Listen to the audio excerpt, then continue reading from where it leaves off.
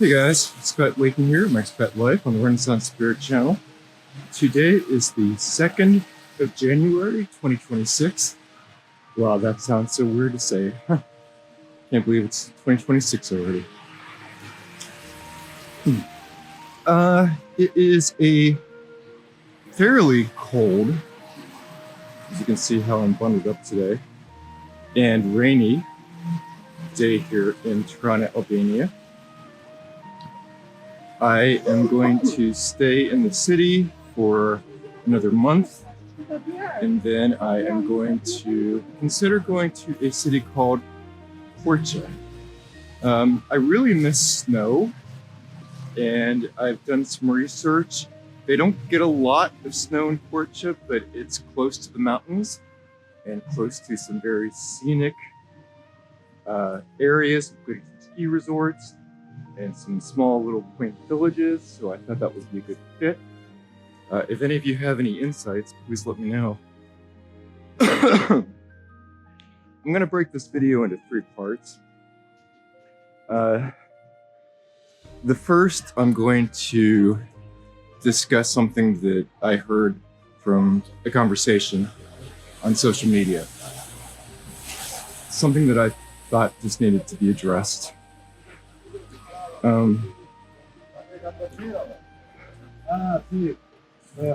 There was a young gentleman who was talking to me, and he told me that he doesn't have any hope.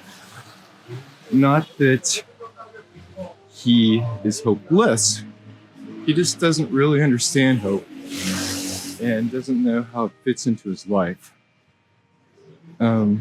So I'd like to go and spend the first part of this video talking about that, if I may. Because I think a lot of us can relate to that. Life has been difficult for many of us. And with everything happening in the world today, the wars, the famines, the climate change, economic disparities, political insecurities, hope is a precious thing. But let's just break it down for a second. It's most basic parts.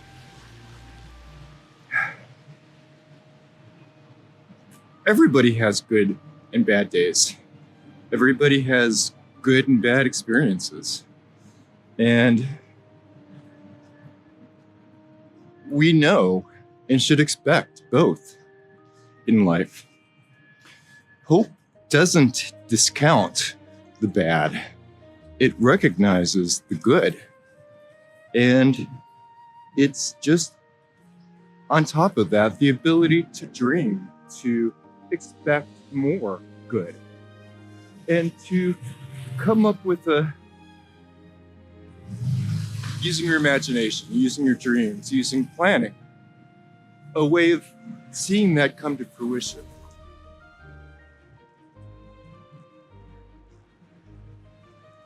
I'm going to give you a brief example of my own life.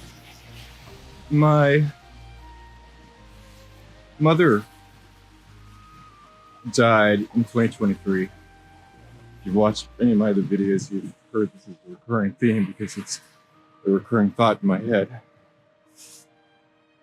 Grief is not one of those things that you just get rid of easily, as you know. And even amongst knowing that she was going to pass, even knowing that things would get difficult, I had to keep in my mind that eventually things would get better again. And even in those moments where my faith, my soul was most tested, there were still moments of joy. The smile on her face, or her hand clasping mine, or at one point she woke up from a days on sleep. It took her almost 12 days to pass before she was finally called home. And I saw it as a miracle. Some of their family were kind of freaked out by it. not having to expect, her to be conscious and awake again. But you have to know that there's always going to be good and there's always going to be bad. That's part of the human experience. You can't discount one or the other. You have to recognize that both are there, and you have to appreciate both. And you have to have gratitude for those joyous moments and thankfulness. And you have to want more in life, and you have to be prepared to choose to be happy, to choose hope. I'm not a guru. I'm not a genius. I'm not trying to sell you anything. I don't know if I'd honestly buy anything I was selling anyway. But I understand that a lot of people don't have hope, and I realize that for many, this is some of the darkest days of their lives. But just know that until we are finally called home, there's always a chance that things will get better. And we just have to be prepared for that and be open to it and choose to believe that things will get better. Because if we can't do that, we're not really living a true human experience. Hope is one of the reasons I came to Albania. I honestly lost hope in the government institutions in America. I lost hope in what was happening in the country. I lost hope because of the economic disparities, the cost of living, and government telling us and lying to us, saying that things are better. You just don't realize that we're stupid. Nothing worse than a lying politician, in my opinion.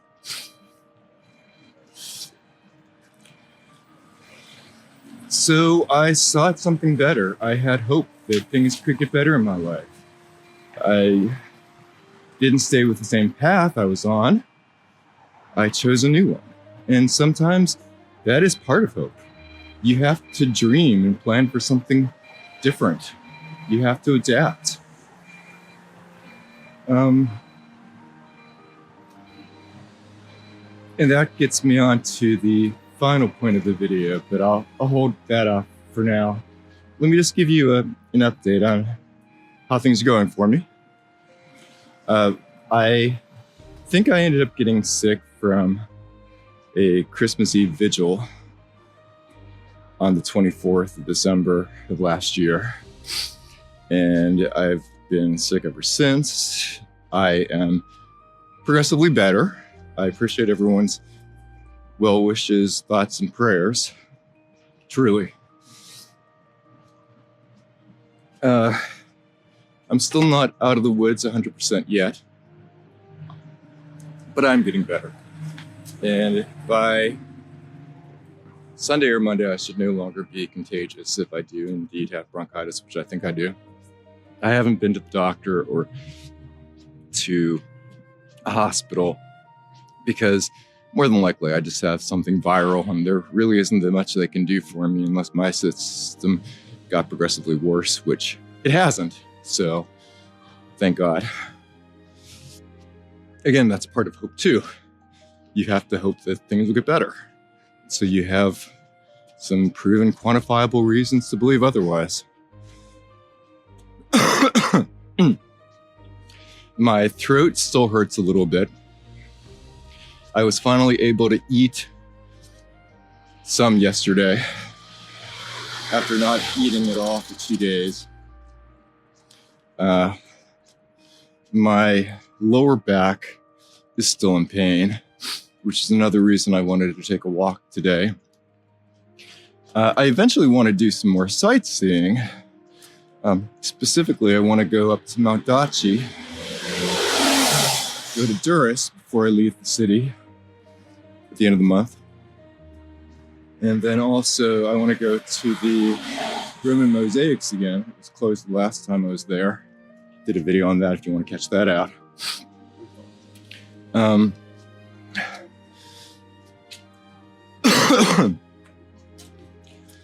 But all in all, I'm doing good.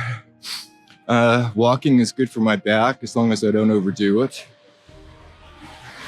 Most of the shops today are closed here on the 2nd, which is a good thing. Gives people a good long holiday break.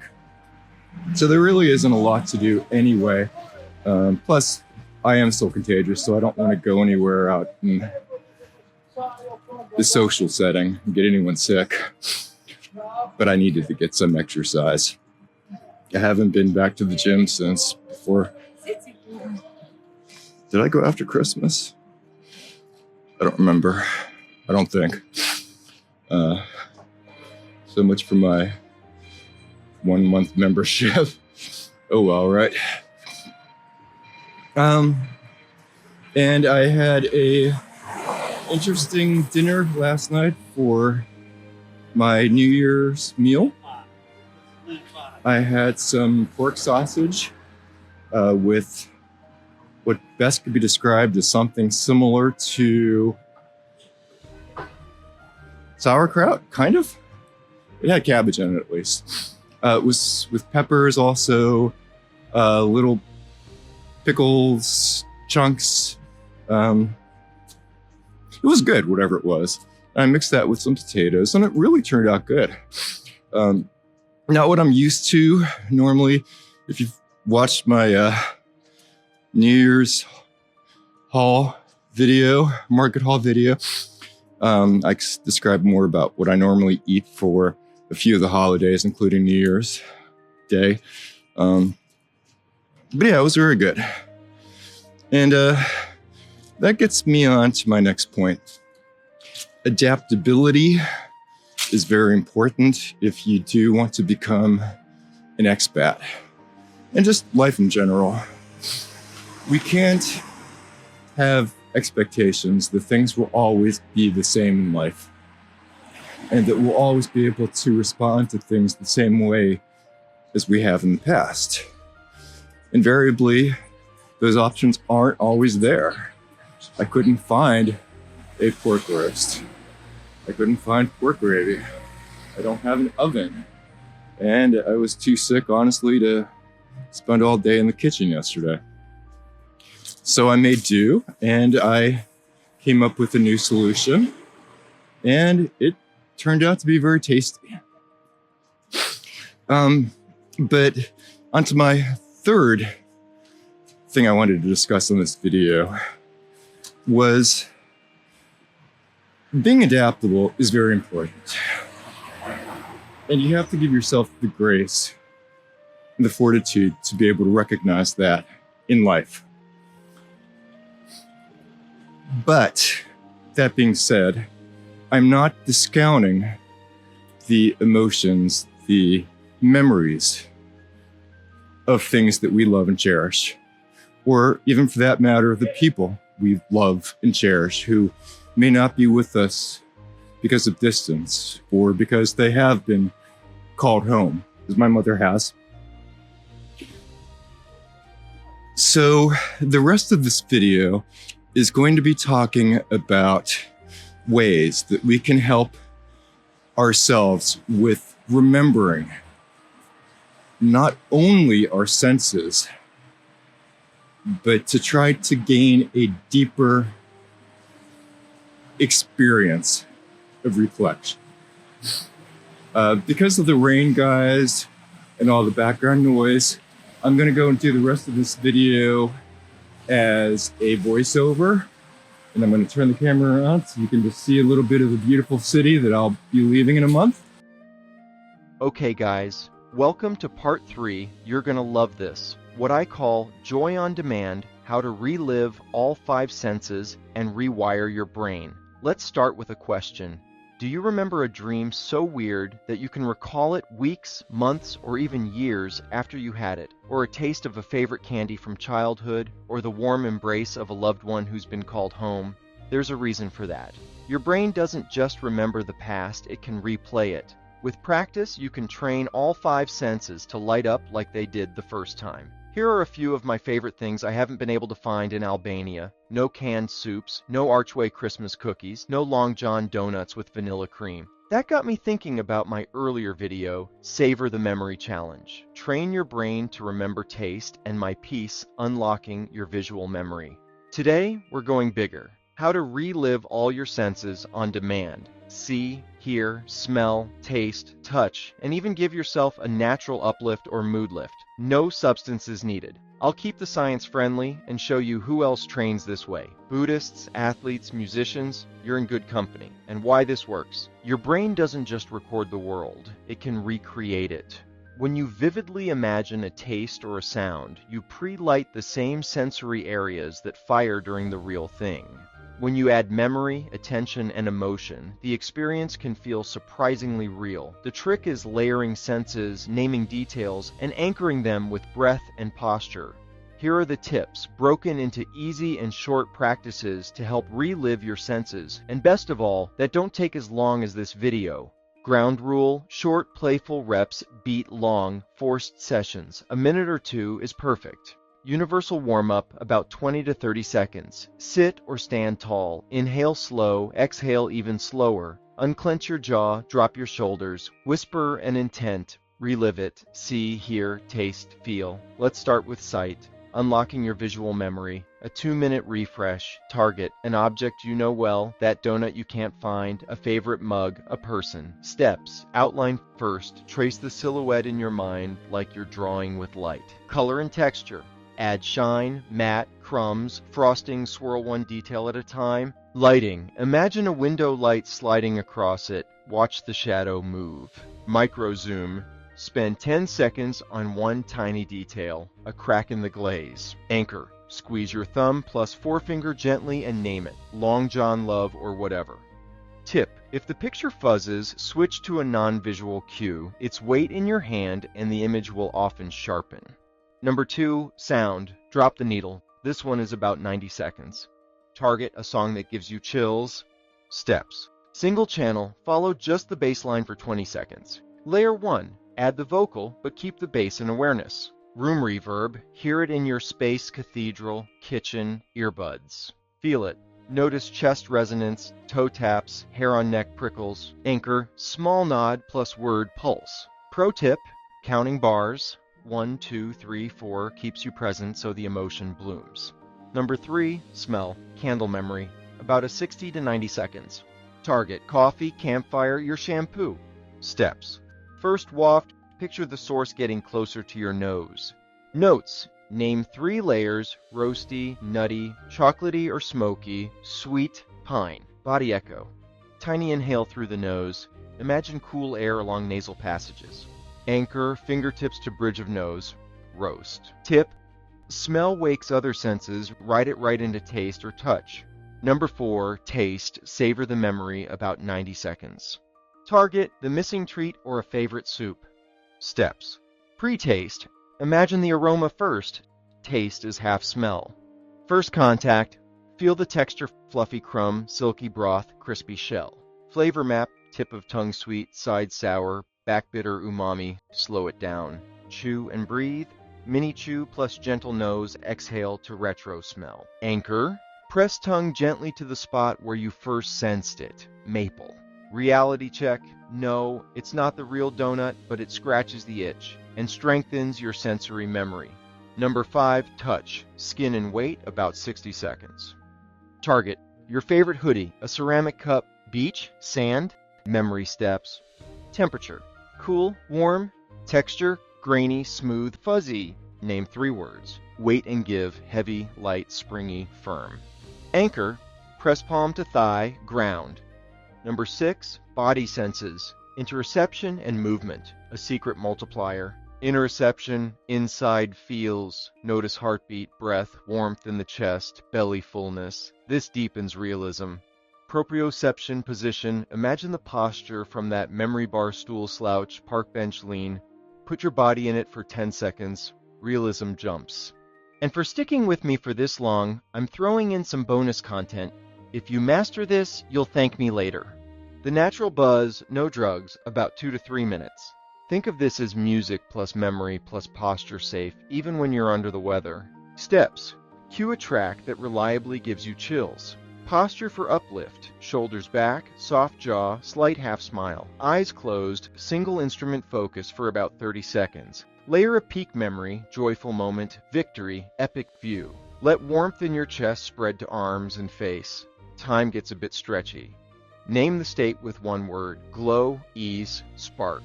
Seal it. Press thumb forefinger together for 5 seconds while you breathe out slowly. Optional add-ons: gentle sway or foot tap. Imagine sunlight on your skin. Do not hyperventilate or do long breath holds, especially with a cough or bronchitis. And here's a quick bonus. Before sleep, set a one-line intention. Tonight, I'll smell the ocean and taste the salt.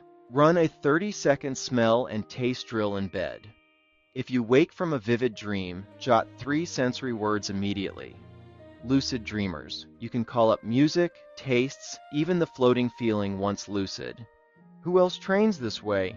Buddhist traditions, samatha, single-pointed attention, and metta, warmth and joy, states build vivid, stable mind states. Yoga and yoga, nidra, body scanning, plus guided imagery to deepen interoception and relaxation. Athletes and musicians, mental rehearsal primes, motor and sensory circuits for performance. Performers, chefs, therapists use multisensory recall for craft and for craving management. Here is what I call the 7-day micro practice. Takes about 2 minutes a day. Day 1, sight, 1 object. Day 2, sound, 1 instrument. Day 3, smell, 3 notes. Day 4, taste, flavor map. Day 5, touch, temp plus texture plus weight. Day 6, body senses, heartbeat plus posture. Day 7, natural buzz combo, music plus memory plus posture. Keep a tiny log, object plus 3 words plus anchor word. You'll get sharper, faster, and more vivid with more practice. If Albania doesn't have the snacks, your brain still does. Train it a couple minutes a day, and you'll see clearer, hear deeper, smell and taste richer, and you'll have a safe, repeatable buzz button when you want to lift. The uses are endless. There are people and places and things we may never experience again. The loss of a loved one, like my mom, or coffee or chocolate, could become rarer or more precious due to climate, tariffs, and supply changes. And here's a final tip: how to record a sensation for later playback. Here's a super quick, record now, replay later drill you can teach yourself. Simple enough to do while you're actually tasting the coffee, hearing a song, or hugging a loved one. This is a Renaissance spirit original, grounded in a few key scientific principles, namely, sense stacking, then elaborative multisensory encoding, dual coding, anchor gesture, then a consistent retrieval cue, classical conditioning style cueing, verbal tag, then concise labeling to boost retrieval, encoding specificity, embed location, then the classic method of loci. We call it the save method. It takes about 30 to 90 seconds. S, sense stack, 3 breaths. On each slow breath, add 1 sense. Breath 1, primary, example, taste of chocolate. Breath 2, support, aroma, or the sound room tone. Breath 3, body feel, warmth in chest, weight in hand, texture. A, anchor, 1 to 2 seconds. Make a tiny gesture you can repeat later. Thumb forefinger press, hand to heart. Keep it the same every time. V, verbal tag, 1 sentence. Name it out loud or in your head. Dark roast, Sunday sun, first sip at the balcony. E, embed, 5 seconds. Place it somewhere in your mind. Method of Loshi.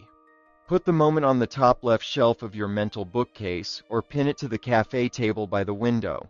Quick example, coffee sip, then bittersweet plus orange zest. Inhale, then steam plus ceramic mug warmth. Feel, then chest melts, shoulders drop. Anchor, then thumb forefinger press. Tag, then Sunday balcony espresso. Embed, then top left shelf of the memory bookcase. Lock it in, 10-second afterglow. Right after, close your eyes for 1 breath and replay the tag plus anchor once. That mini rehearsal boosts recall later. How to replay later, 15 to 30 seconds. Do the anchor gesture, say the tag, visualize the embed location, then restack the senses in the same order. Primary, then support, then body feel. You'll be back there fast. The Renaissance spirit isn't just a way to live. It's a way to remember, feel, and be fully human. Train your senses, treasure your memories, and you'll always carry a piece of joy with you, no matter where in the world you are. Next time, we'll explore dream memory and how to revisit your dreams with clarity and meaning. Until then, be kind to your senses, to yourself, and to each other. And remember to live a life of reason and compassion like the modern-day polymath and Renaissance spirit you are. And look around you like I have on this walking tour and find moments of gratitude, thankfulness, and awe in your life every day. I hope to see you soon.